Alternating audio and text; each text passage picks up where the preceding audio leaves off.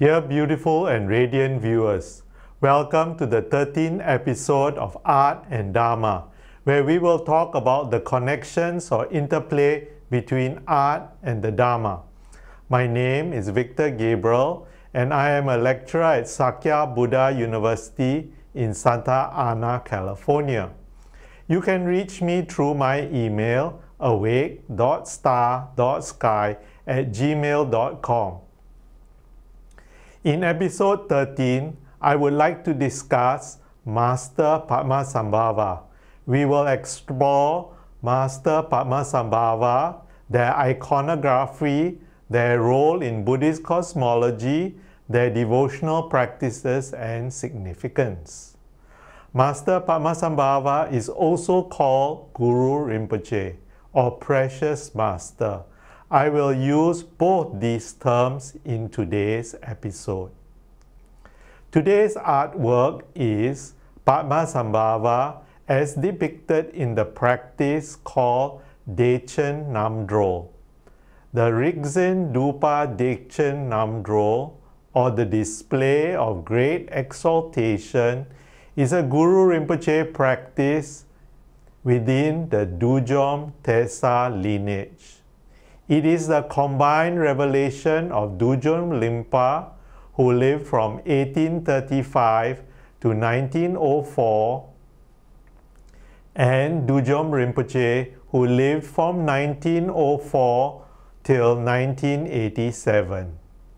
This artwork is thus a depiction of the meditative experience of a master about another master, that master being Guru Rinpoche.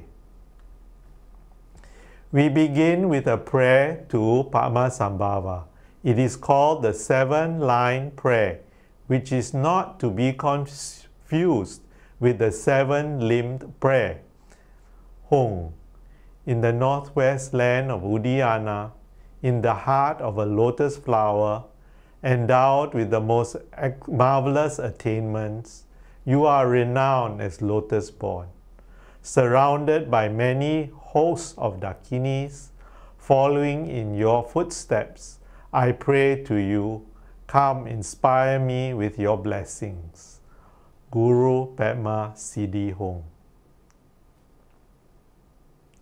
In the Dechen Namdro, the central figure is Guru Rinpoche in the Nangsi Zilon form. This means the form of Guru Rinpoche that is called prevailing over all that appears and exists. As Guru Rinpoche understands the nature of everything that appears, he is naturally the master of all situations.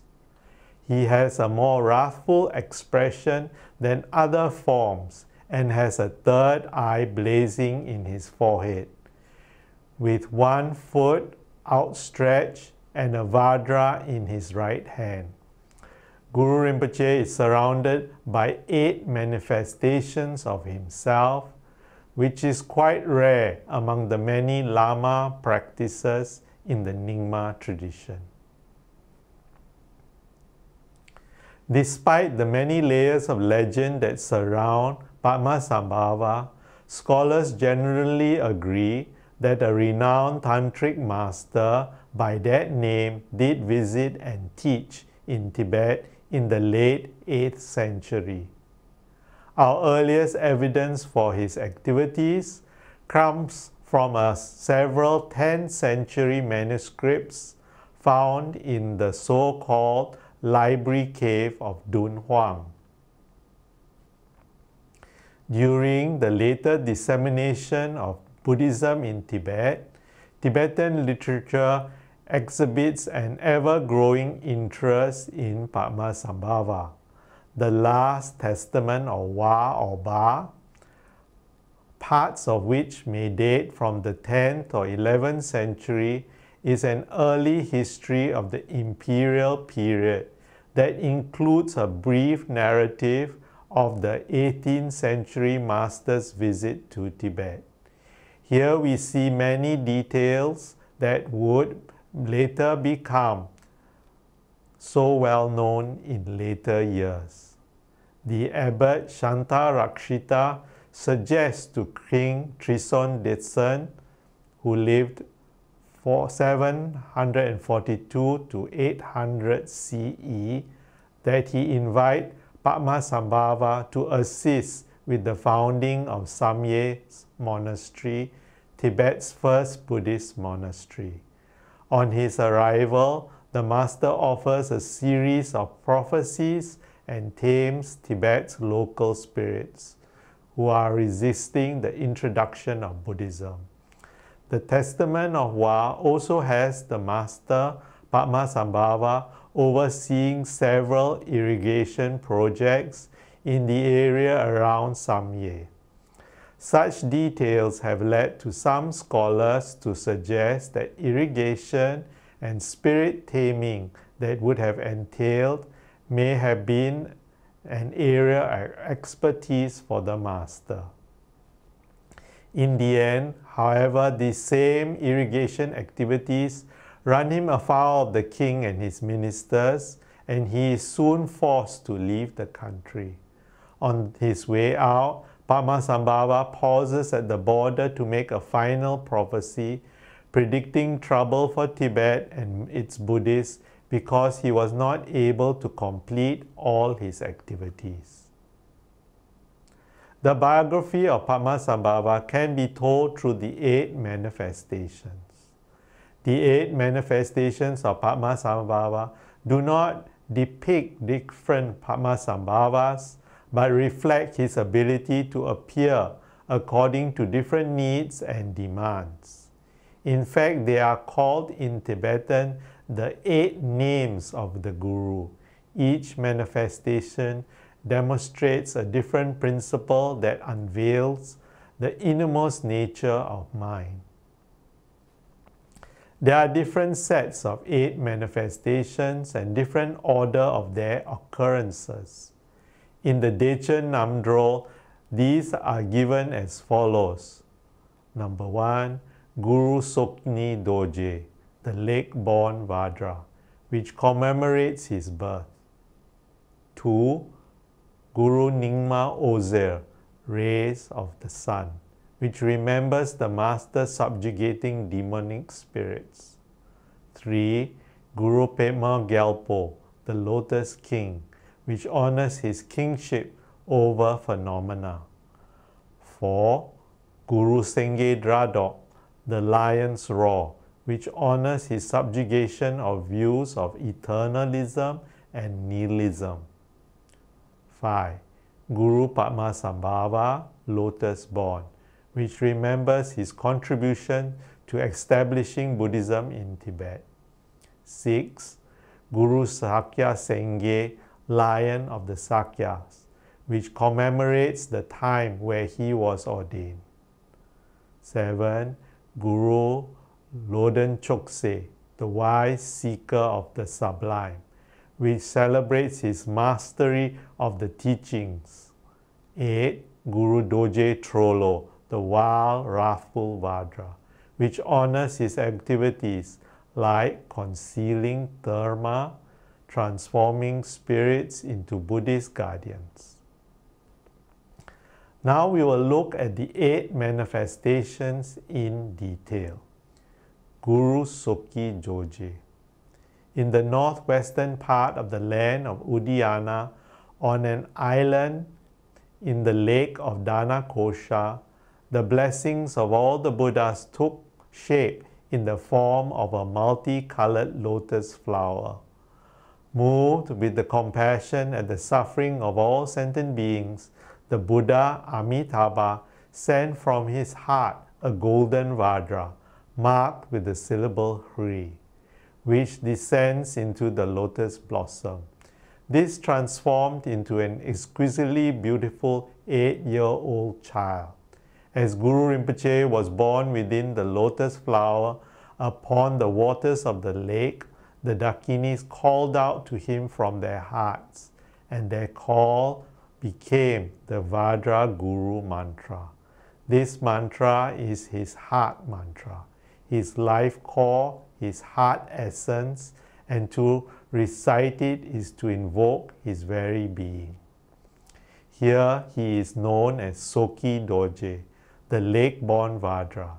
In this practice, he is depicted blue with consort holding the Vajra in his right hand and a bell in his left hand.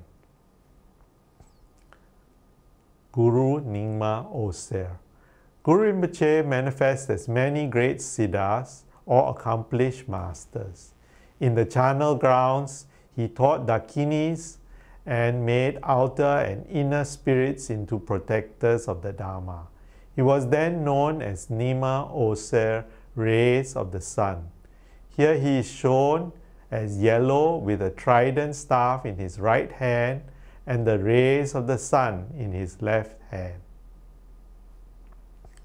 Guru Pema Gyalpo. In this form, he is depicted as a red young prince with his right leg extended ready to act. With his right hand, he plays the Dharmaru, and with his left hand, he holds a mirror. Guru Rinpoche remained in Udayana for 13 years to teach the king and queen and many others, where they attained realization and the rainbow body. Then he was known as Pema Gyalpo, the Lotus King. Guru Sengye Dradok. Guru Rinpoche challenged and defeated 500 upholders of wrong views in a debate at Bodh He reversed their magic with the aid of wrathful mantras given to him by the lion-faced Dakini. He is known as Sangye Dradok, the lion's roar. Here he is blue, holding a Vajra in his right hand and the threatening mudra in his left. The name Padamsambhava now commonly refers to all aspects of Guru Rinpoche. As one of the 8 manifestations, Guru Padamsambhava is often depicted as a Pandita wearing monk's robes. Here, he holds an incense container in his right and left hand is in the mudra of generosity. Guru's Sakya Sengye. In this form, he is depicted as a yellow Buddha in monastic robes, holding an alms bowl in his left hand and a Vajra in his right hand. At the Vajra seat in Bodh Gaya, Guru Rinpoche displayed miracles, acknowledging he was a self-manifested Buddha. Although he was fully enlightened, he appeared as a Nirmakaya manifestation to tame and teach beings in this age. And for our benefit, he acted as if he received teachings, accomplishing the practice and passing the various stages of spiritual realization one by one. Some accounts tell how in Bodh Gaya he was ordained by Ananda in astral form. Others say he took ordination from Prabhahasti in Zahor and was given the name Sakya Sengye, Lion of the Sakyas. Guru Loden Chokse. Guru Rinpoche would master any Buddhist teaching the first time he encountered it and experience visions of deities without needing to practice. Attaining the first Vidyara level, or the master of knowledge or maturation, he was known as Loden Chokse, the wise seeker of the sublime. Here he is depicted as a red Vidyara holding a Dharmaru in his right hand and a skull cup in his left hand. Guru Doje Trollo.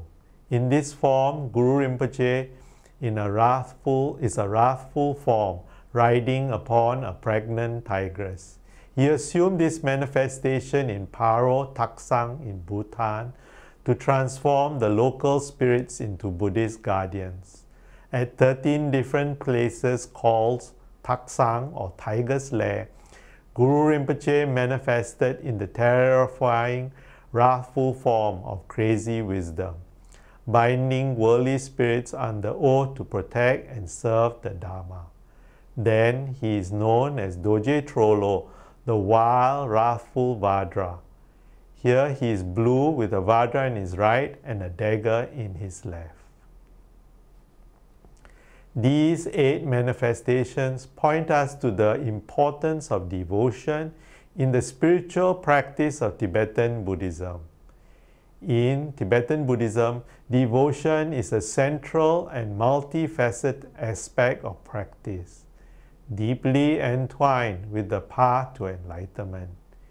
Here is how devotion plays a role. Relationship with the teacher. Devotion to the Lama or spiritual teacher is foundational. The Lama is seen as a vital guide and embodiment of enlightened qualities.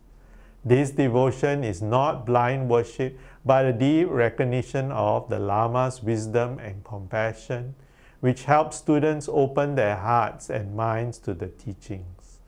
The teacher-student relationship is considered crucial for spiritual progress. Cultivating inner qualities. Devotion is used as a tool to cultivate positive qualities like humility, faith, and compassion.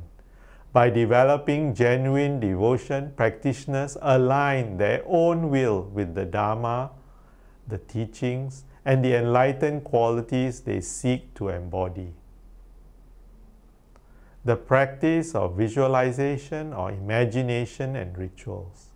Many Tibetan practices involve visualization or imagination and rituals that express devotion. For example, practices like Guru Yoga or Guru practices, of which Dechen Namdrol is an example, involve meditating on the Lama as the embodiment of enlightened qualities. Rituals and prayers such as prostration and offering are also expressions of devotion that help practitioners focus their mind and their heart. Inspiration and motivation. Devotion provides inspiration and motivation. It fuels perseverance on the path, especially when facing challenges or doubts. The sense of connection to something greater than oneself can be a powerful force that propels practitioners forward. Purification and accumulation of merit. Devotional practices are believed to help purify negative karma and accumulate merit. This accumulation is taught to support the progress on the path and benefit all sentient beings. Integration into daily life.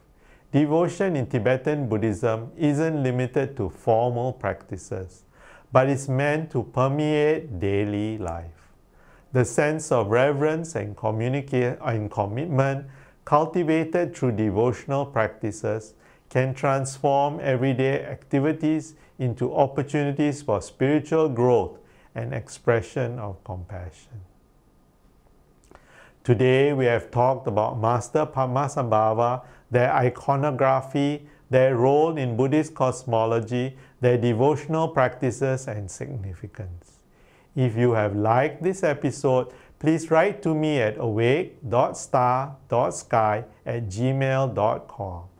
Tell me what you like, what you enjoyed, and what you would like to see more of. You can also submit artwork that you want me to comment about. Thank you.